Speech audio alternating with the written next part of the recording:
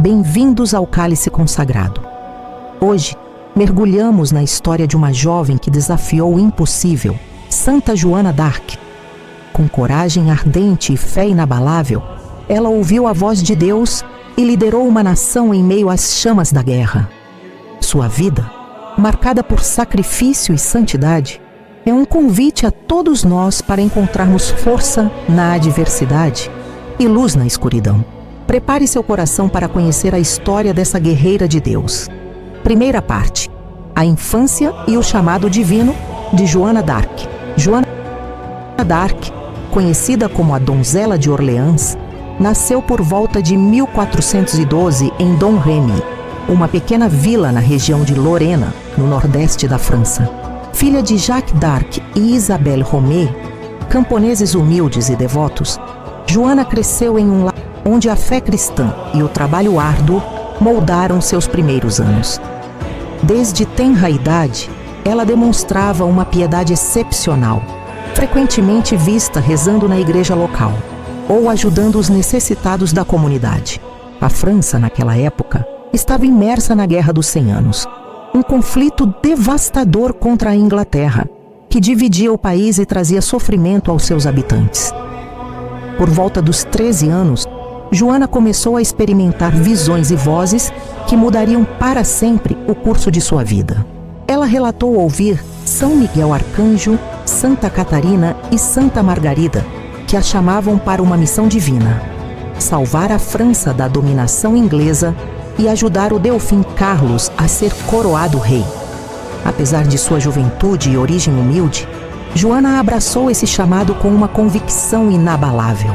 As vozes a guiavam com mensagens de esperança, coragem e responsabilidade, instando-a a deixar sua vila e partir em uma jornada que parecia impossível para uma jovem camponesa sem experiência militar. Em 1429, aos 17 anos, Joana deu os primeiros passos para cumprir sua missão. Com determinação, ela convenceu Robert de Baudricourt, capitão da guarnição local em Vaucouleurs, a lhe conceder uma escolta para encontrar o Delfim Carlos em Chinon. Vestida com roupas masculinas para sua segurança e praticidade, Joana enfrentou desconfiança e zombaria, mas sua fé e eloquência impressionaram aqueles que a ouviam. Ao chegar à corte de Chinon, ela conquistou a confiança do Delfim ao revelar detalhes de uma oração secreta que ele havia feito, um sinal que muitos interpretaram como prova de sua inspiração divina. Essa primeira parte da vida de Joana d'Arc é uma história de fé, coragem e obediência a um chamado maior.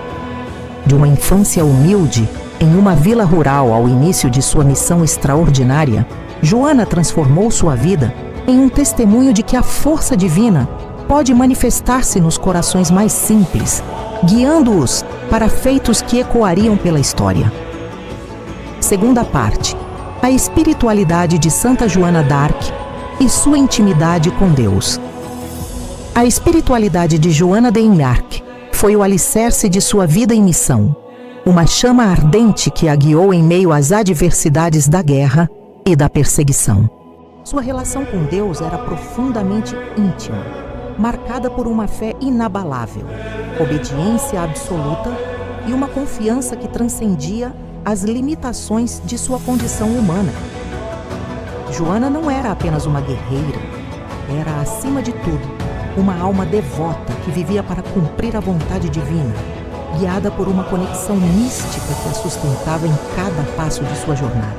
Uma fé enraizada na simplicidade, Joana cresceu em um ambiente rural, onde a fé católica era o centro da vida comunitária. Desde criança, ela se destacava por sua devoção. Frequentava a missa regularmente, confessava-se com frequência e dedicava longos momentos à oração. Sua espiritualidade era prática e despojada, refletindo a simplicidade de sua origem camponesa.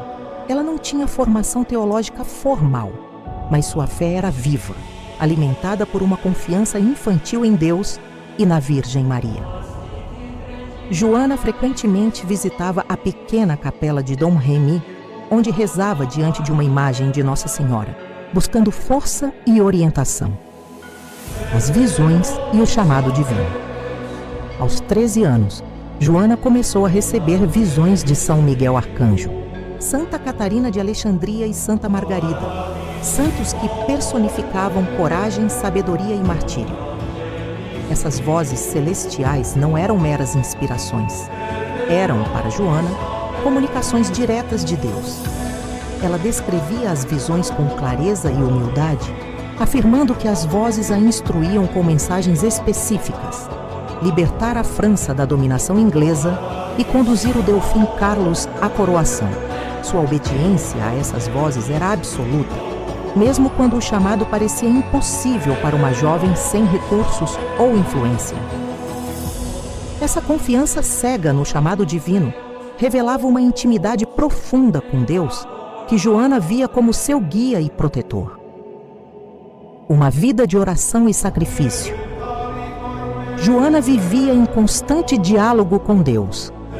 Suas orações eram frequentes e fervorosas, muitas vezes realizadas em solitude, mesmo nos campos de batalha. Antes de cada decisão importante, como liderar um exército ou enfrentar interrogatórios, ela buscava a orientação divina. Sua espiritualidade era marcada por um espírito de sacrifício. Joana oferecia suas ações, sofrimentos e até sua vida pela salvação da França e pela glória de Deus. Ela carregava um estandarte com os nomes de Jesus e Maria, símbolos de sua missão espiritual, que proclamava sua total entrega à vontade divina. Coragem alimentada pela fé. A espiritualidade de Joana não era apenas contemplativa, era também ativa e corajosa. Ela enfrentou batalhas, ceticismo e perigos com uma serenidade que vinha de sua certeza de que Deus estava com ela. Mesmo quando questionada por líderes militares ou eclesiásticos, Joana respondia com uma convicção que desarmava seus interlocutores. Durante seu julgamento, enfrentou acusações de heresia e feitiçaria com uma clareza espiritual impressionante, afirmando que suas vozes vinham de Deus e que ela nunca agiu por orgulho ou ambição pessoal. Sua fé a sustentou até o martírio, quando aos 19 anos enfrentou a morte na fogueira com orações e o nome de Jesus nos lábios. Intimidade com Deus, a fonte de sua força. A intimidade de Joana com Deus era marcada por uma relação pessoal e direta. Ela não dependia de intermediários para sentir a presença divina. Suas visões e orações a conectavam diretamente ao sagrado. Essa relação a tornava confiante, mas nunca arrogante. Joana se via como uma serva humilde, escolhida para uma missão que não compreendia totalmente, mas que aceitava com amor. Sua espiritualidade a levou a transcender as barreiras de gênero, classe social e idade, tornando-a um instrumento de Deus em um momento crucial da história. Joana d'Arc viveu uma espiritualidade que unia misticismo, ação e sacrifício.